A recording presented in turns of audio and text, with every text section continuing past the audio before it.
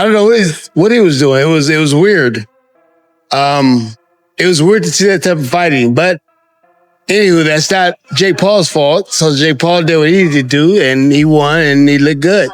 Jake Paul did get fatigued down the stretch, but he still held on. Jake Paul looked really good.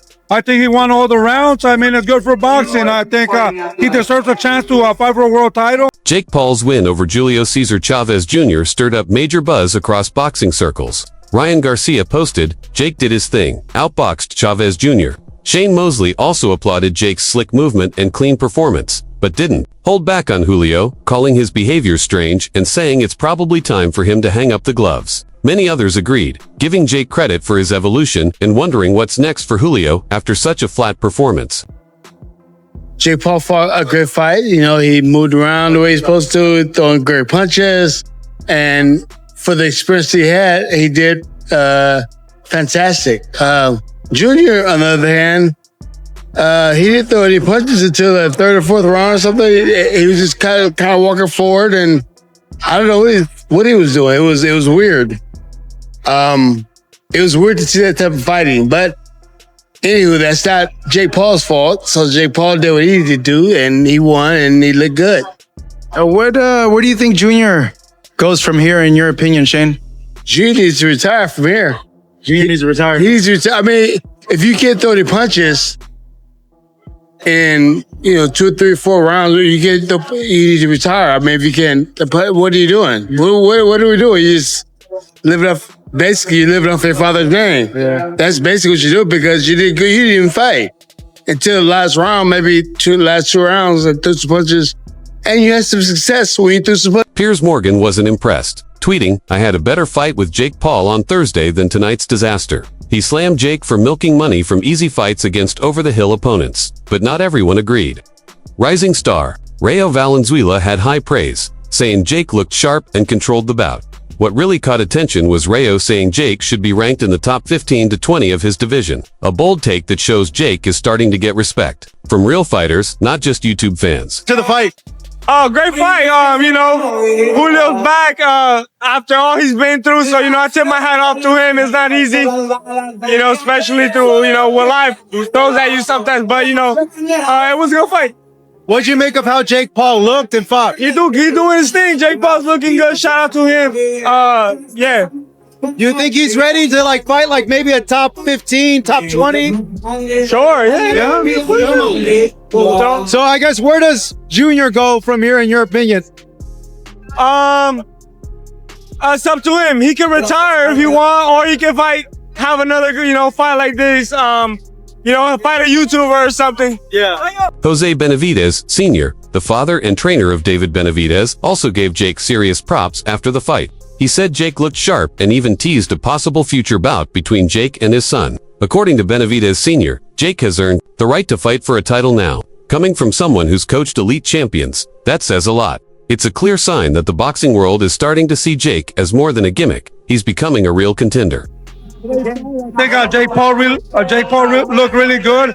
I think he won all the rounds. I mean, it's good for boxing. I think he deserves a chance to fight for a world title. He proved it today with the ex-world champion, Julio Cesar Chavez, that, he dominated and he did really good.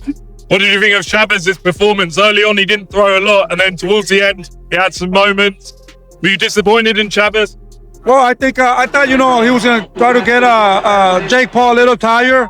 He was blocking and taking all his shots, but I think he just got tired, and couldn't execute it. So Jake Paul did a great. Boxing analyst Showbiz, the adult, known for his deep takes, also chimed in after the fight. He believes Jake has grown far more than people admit.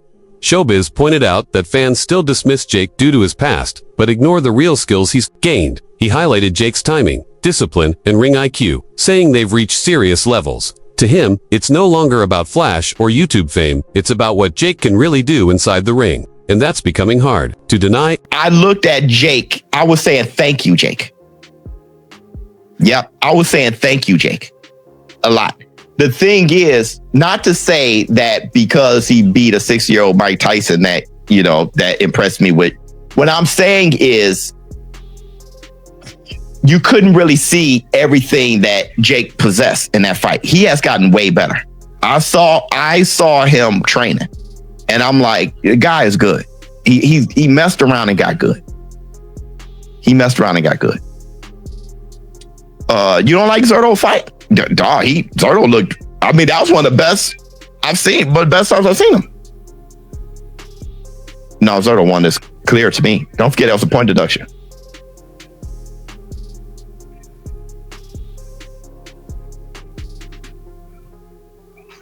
We're on 15, 113. I mean, 113, 112. 117, 110. Yeah, it was clearly Zurdo. Yeah, it was clearly Zurdo, bro.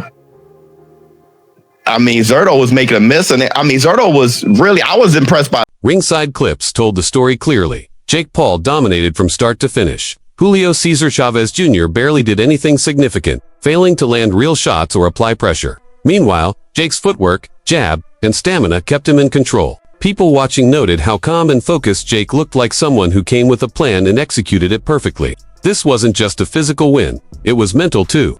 Jake never let go of the wheel, and it showed from bell to bell. Jake Paul has defeated Chavez Jr. Right? This fight, Chavez got active in them last 3 rounds, and he really showed his power. But throughout most of the fight, and throughout those first 5 or 6 rounds, right, most of us were saying, is Chavez here to fight or not? Because he was not throwing very much at all. And then you thought maybe the strategy is let Jake Paul get tired because he's not used to going 10 rounds. And then maybe in those last couple rounds, you could get him. But Jake Paul did get fatigued down the stretch, but he still held on. He looked well, even in the final 3 rounds when Chavez was pouring it on enough to get over the top. I'd say it's impressive considering Chavez Jr. is a former champion for Jake Paul. Probably going to get a title shot soon. My question to y'all is, what did y'all think of the fight? When Chavez first came out, man, I'm like, he's not throwing. Jake Paul looked really active. I go, when is Chavez going to throw? Then Chavez began to throw, and you thought maybe the strategy is let Jake Paul get tired and then try to beat him down the stretch, right? Which I think that was the strategy. But Paul proven to hang on, and Chavez goes down in this one. So guys, what do y'all think about the fight? What do you think about Jake Paul's performance, and can he get a title shot? At the post-fight press conference, Jake Paul kept the same energy he had in the ring. He showed respect to Julio Cesar Chavez Jr., calling him a warrior and praising his strong Mexican heart. But Jake had a message for the doubters too. He reminded everyone that many questioned his toughness and chin, yet he proved them all wrong. Actions speak louder than words, Jake said firmly. This wasn't just about winning a fight, it was personal. He wanted to show he's a real boxer, not a clout-chasing celebrity. This moment felt like a shift in his journey. Jake didn't just walk away with a win, he walked away with something far bigger. Validation. It's between you and Cesar Chavez Jr. tonight.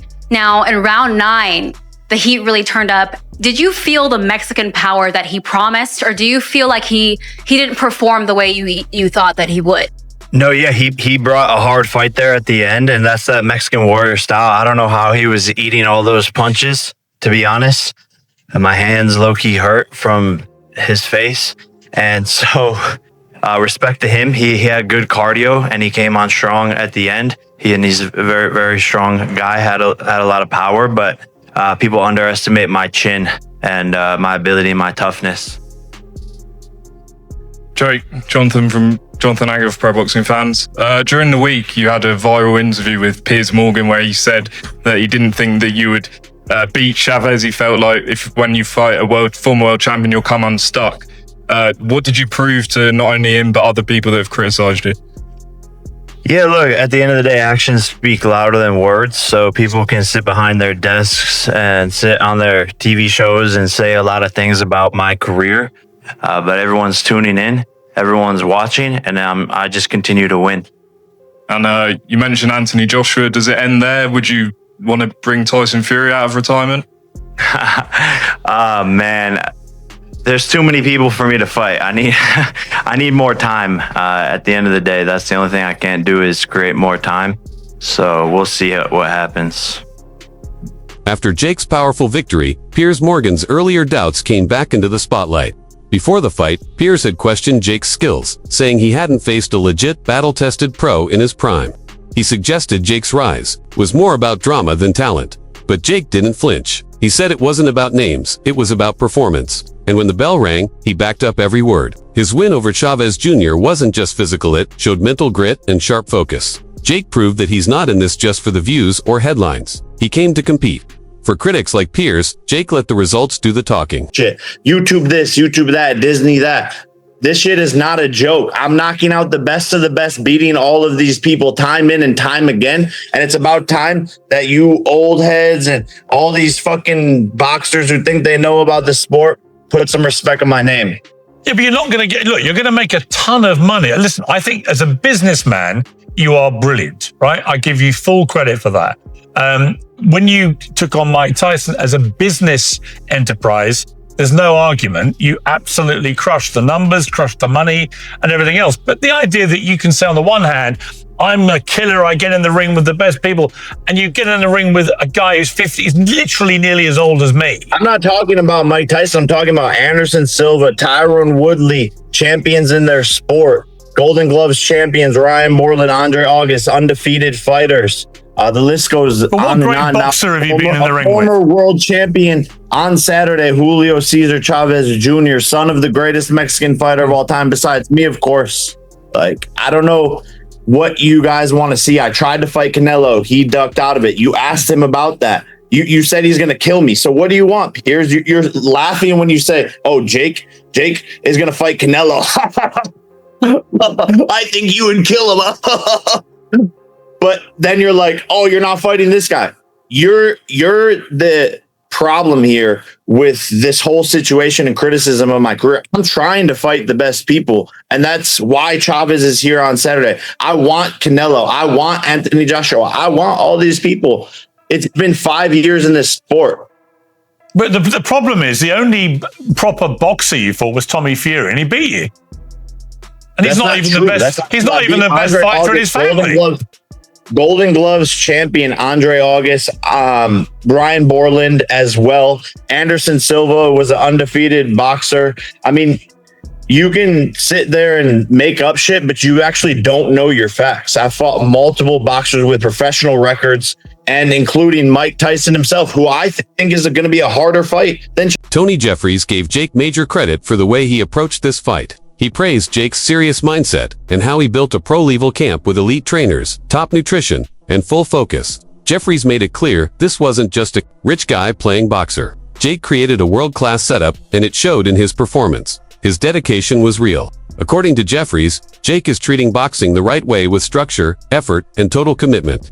And now, with the results to match, it's proof Jake's taking this sport as seriously as anyone in the game. Now, one huge advantage of having money is he can hire the best team in the world. He can have the best things possible. Like, he's got a hyperbaric chamber in his home, but he's got the best kind of chamber. This is helping him with recovery. Normal fighters can't afford to do this. So because of this, he's got that advantage. Now, you might be thinking, well, him getting in a hyperbaric chamber for recovery is not going to help him be a better boxer. Well, my friend, let me tell you, it is. And the reason why it is, if you think you've done a hard boxing training session and you've got another one the next day because fighters train like once, twice, even 3 times a day, you're going to recover faster. If you recover faster, what happens? You perform better on the next session. So let's just say an average boxer is progressing like this because they're not recovering properly. Jake Paul is recovering and progressing like this. We've seen how fast he has progressed, whether you like him or not.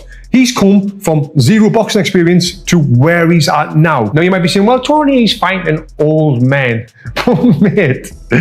Just look at who Floyd Mayweather fought on his 6th fight, then look at who Jake fought on his 6th fight, and just see here the comparisons right there. Now, back to the money. Having that money, he's doing hyperbaric chambers. He's got the best sports scientists, the best trainers around. And if I was still fighting right now and I couldn't afford what Jake's got, what I would be doing is watching what he's doing. Now, you might think that is absolutely crazy. Why would I want to watch Jake Paul? Well, because like I said, he's got the best equipment, he's got the best trainers, he's got the best team that money can buy. If you can take snippets of that for in your training, you know, he's doing something right. Jake Paul had been confident all along, boldly saying he would win, and he did. He treated this fight with extra focus, shutting out distractions and putting all his energy into training. Sources from his team confirmed he was locked in like Never before, determined to show he belonged. And now, with a dominant win over a known name like Chavez Jr., Jake's big words now carry weight. What was once just talk of legacy now feels real. He's no longer just chasing a dream, he's beginning to live it. It's not going to be me, but I'm training harder than ever. I know this is my toughest opponent yet. Maybe not the biggest name opponent yet, but it's still going to be a super, super good fight. So make sure everyone pull up Anaheim, California, Ticketmaster.com. Be there, baby. I was going to say that, you know, do you think this is the toughest opponent? Obviously, he's still a guy who was, you know, he's not all that old. He's got a ton of fights. He's got, I think, 61 pro fights. Think this is the toughest challenge for you if you take everything into consideration? Yeah, taking everything into consideration and how hard he's training behind the scenes, people saying that this is the most serious he's ever taken a fight, and the fact that he's a former world champion, 30-something knockouts, and I think he wants to put Mexico on his back and represent, and he doesn't want to lose to a guy like me because he knows that's going to hurt his legacy that he's built for himself. Yeah, I was going to say, Jake, if you see video of him, it looks like he's training hard. I think if there's one criticism, obviously, as you know, of his that people have always said is that, hey, he doesn't train hard, doesn't work as hard as he should, but he's a guy with a lot of talent. But if he is working hard and he does still have that talent, obviously, that could make for a dangerous opponent, couldn't it?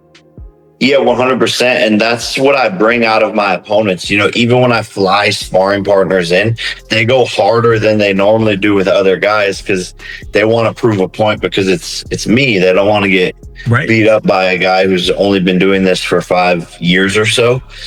So they always bring their A game. And that's why I'm always at my best as well, because I have to bring my. Jake Paul's win over Chavez Jr. confirmed what many expected. His youth gave him a major edge. He came in with speed, stamina, and hunger.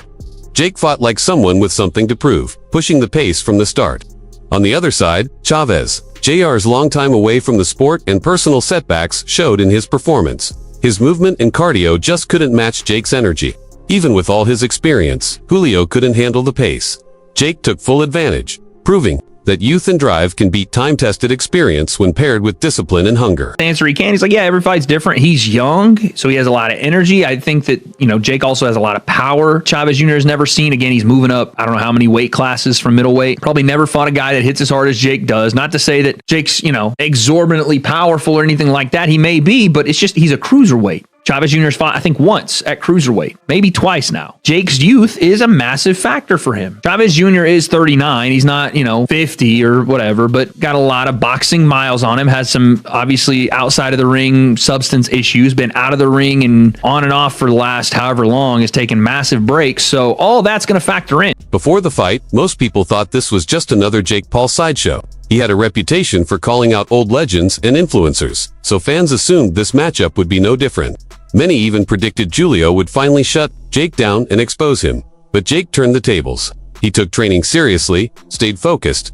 and proved the doubters wrong by defeating a real, experienced fighter. This victory wasn't like the others. This one meant something.